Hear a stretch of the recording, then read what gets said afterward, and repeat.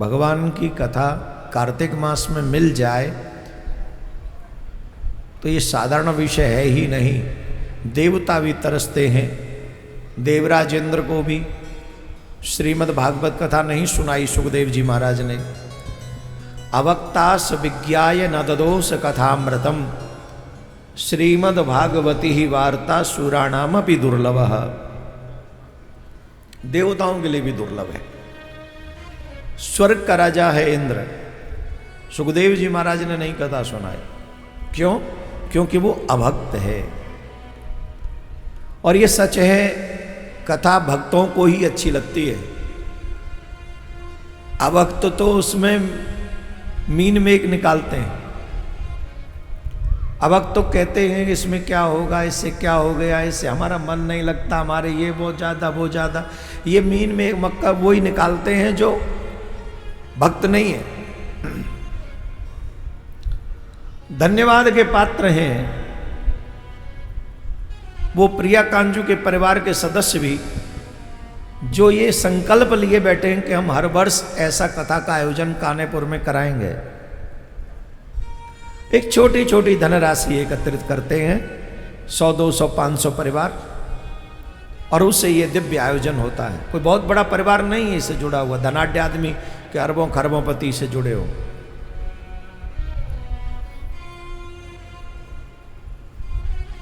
छोटा छोटा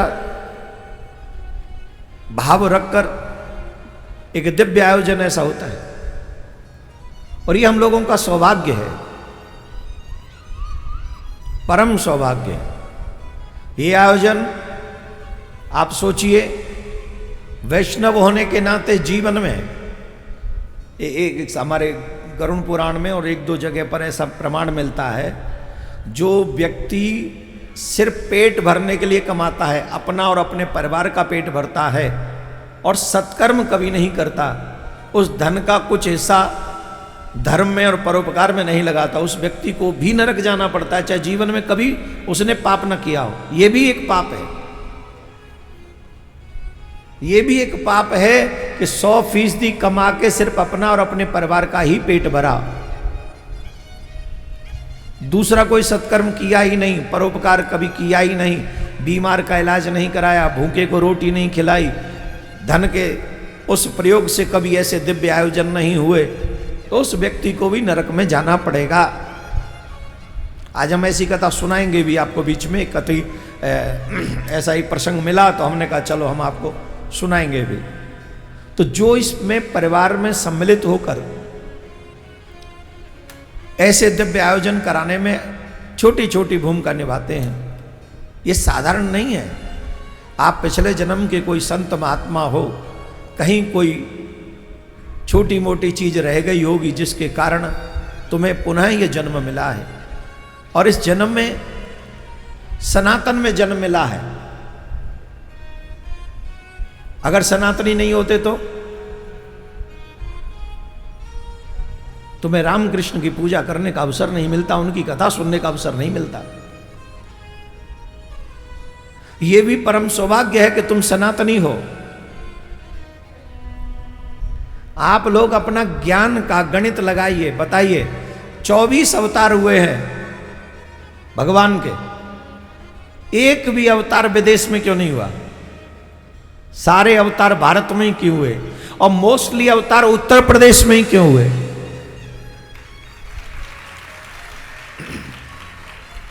गंगा उत्तर प्रदेश में, जमुना उत्तर प्रदेश में, वृंदावन उत्तर प्रदेश में, मथुरा उत्तर प्रदेश में, अयोध्या उत्तर प्रदेश में, तीर्थराज संगम उत्तर प्रदेश में, चित्रकूट उत्तर प्रदेश में, काशी विश्वनाथ का गढ़ उत्तर प्रदेश में। अरे अब ले लिए उत्तराखंड ने, नहीं तो बद्रीनाथ उत्तर प्रदेश में, केदारनाथ उत्तर प्रदेश में, हरिद्वार उत्तर प्रदेश में। खैर मैं प्रदेश की बात नहीं कर रहा हूं, मैं सनातन की बात कर रहा हूं। इतने अवतार हुए, सारे अवतार भारत में ही क्यों हुए? भारत में किसी भी घर में जन्म लेने वाला सनातनी साधारण नहीं है। कई जन्मों के पुण्य उसके साथ जुड़े हुए हैं, क्योंकि ये ऋषि मुनियों की भूमि है। हम लोग अपने स्वभाव को भूले हुए हैं, अपने प्रभाव को भूले हुए हैं, बस रोटी कपड़ा और मकान के चक्कर में पड़े हुए हैं। आई एम नॉट अगेंस्ट रोटी कपड़ा और मकान, वो भी हम सबकी नीड है, लेकिन जिसने पैदा किया है क्या उसने रोटी पेट में नहीं पहुंचा दी थी? कौन सी मम्मी ऐसी है जिसने एक रोटी एक्स्ट्रा खाई हो कि मैं बेटे को खिला रही हूं? मम्मी जो खा रही थी ठाकुर जी ने उसी में से हिस्सा दिलवा दिया तुमको। अगर तुम्हारा जन्म हो गया है तो रोटी भी मिलेगी, कपड़ा भी मिलेगा, छत भी मिल जाएगी, लेकिन भजन तो तुमको ही करना पड़ेगा, कल्याण तो तुमको ही करना पड़ेगा। विदेश भोग्य भूमि हो सकती है, बड़े बड़े भोग के साधन वहां हो सकते हैं, वहां भगवान की साधना का साधन नहीं है। भगवान की साधना अगर करनी है तो भारत में ही आना पड़ेगा। हमने तो यह भी पढ़ा है कि जीसस 12 बरस तक छिप के रहे, और कई जगह पर ऐसा भी सुना है विद्वानों से कि जीसस उस समय कहां रहे? बोले वो उस समय रहे कहां? भारत में, और उन्होंने शांति का परिचय दिया। वो भी ज्ञान लेने के लिए भारत में आए। अब मुझे नहीं पता कि वो कितना सत्य है कि नहीं, इसलिए ज्यादा इस पे प्रमाणित में नहीं बोल सकता, लेकिन ज्ञान, वैराग्य, प्रेम, भक्ति पथ ये अगर कहीं है तो भारत में है, और भारत में ही पहुंचकर हमें ये प्राप्त हो सकता है। जहां ज्ञान है, जहां वैराग्य है, जहां भक्ति है, जहां भक्ति पथ है, वहीं भगवान की प्राप्ति हो सकती है, और वहीं भगवान का अवतार भी होता है। इसलिए भारत में भगवान का अवतार होता है। बोलो राधे राधे।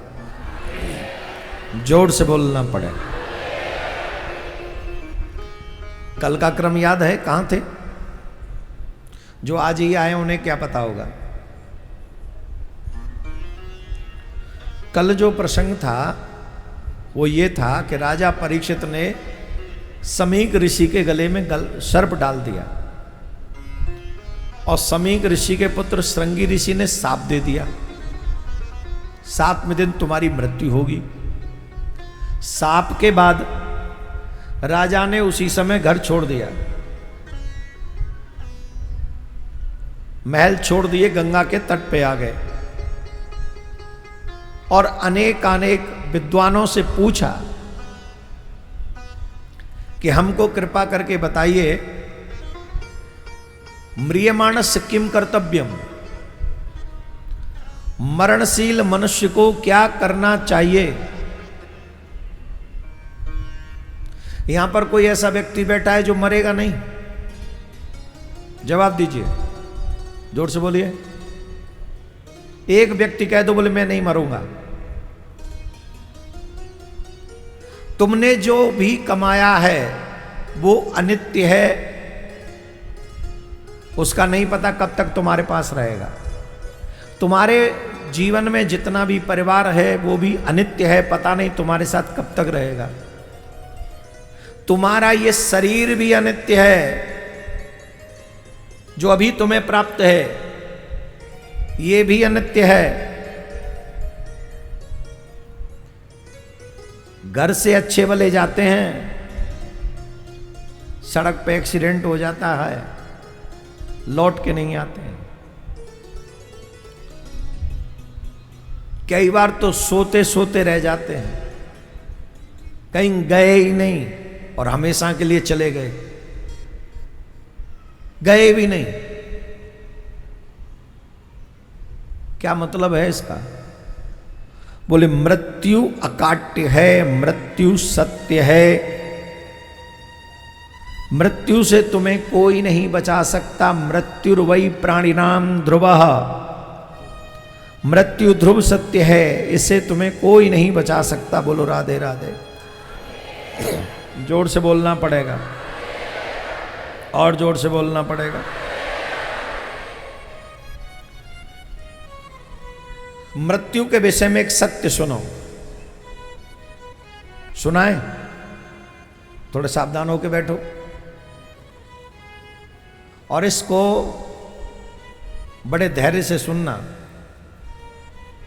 समझना, दुख मिट जाएगा।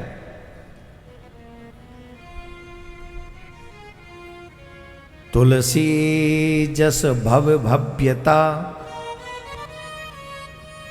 तैसी मिले सहाय, आपुन आवे ताहि पे, ताहि तहां ले जाए। मृत्यु का सत्य यह है, तीन चीजें फिक्स हैं मृत्यु के, time, place and reason. Time, place and reason. किस समय मृत्यु होगी फिक्स है, तुम्हारे जन्म से पहले। किस स्थान पर मृत्यु होगी फिक्स है, तुम्हारे जन्म से पहले। किस कारण मृत्यु होगी ये फिक्स है, तुम्हारे जन्म से पहले। कई बार ऐसा होता है कि मृत्यु मेरे घर में नहीं आती, जहां मृत्यु होनी होती है मुझे वहां पर पहुंचना होता है। आपुन आवे ताहि पे, जब मृत्यु घर तक नहीं आती है क्योंकि स्थान दूसरा है, तो ताई तहां ले जाए, उसी को वहां लेके चली जाती है। यही मृत्यु का अकाट्य सत्य है, और इस मृत्यु को कोई टाल नहीं सकता।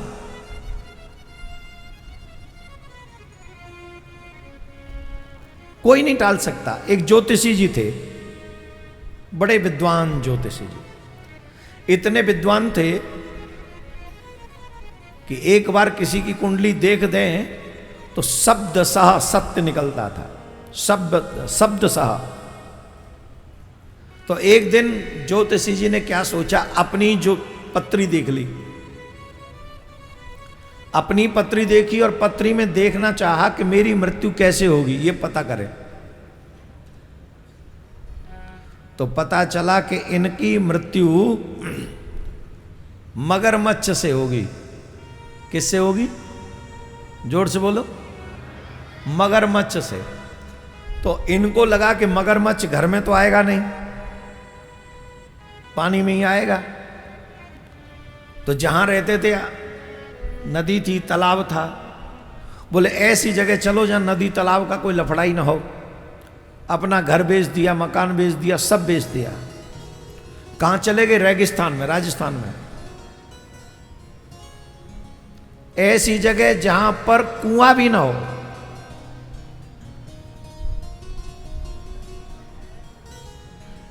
ऐसी जगह जाना है जहां मगरमच्छ का कोई रिस्क ना हो।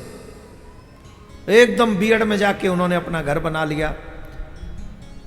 अच्छा, ज्योतिषी बड़े फेमस थे, नामी ग्रामी, मतलब विद्या निपुण थी, एकदम शब्द सा सत्य निकलता था। तो उनका प्रकाश वहां होने लगा तो राजा को अच्छा लगा। राजा ने भी नाम सुन लिया। तो जब राजा ने नाम सुन लिया तो राजा भी पत्री दिखाने आया। तो पत्री देखकर ज्योतिषी जी ने सारा स्पष्ट बता दिया। तो राजा को बड़ा बिलीव हो गया, जो हो गया था वो भी बता दिया, जो होगा अब वो भी बता दिया। तो राजा ने उन्हें अपना कुल पुरोहित घोषित कर दिया। ज्योतिषी जी हमारे कुल पुरोहित हैं। ठीक है जी, हो गए कुल पुरोहित। फिर क्या हुआ जानते हो? एक दिन राजा ने अपने घर में बुलाया ज्योतिषी जी को। राजा के घर में संतान नहीं थी कोई। ज्योतिषी जी को ब्राह्मण भोजन इत्यादि कराया, विदा किया।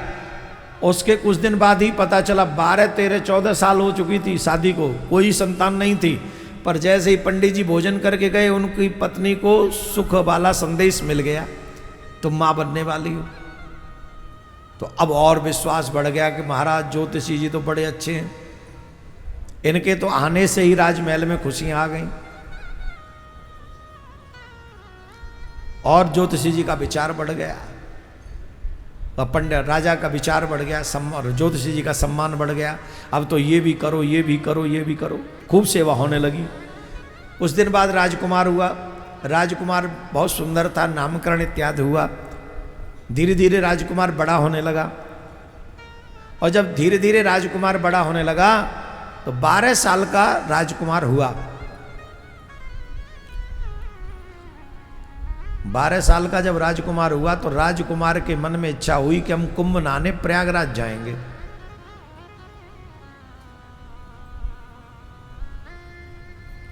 राजा ज्योतिषी जी के पास में गया कि राजकुमार कुंभ नहाना चाहता है, मुहूर्त निकालो।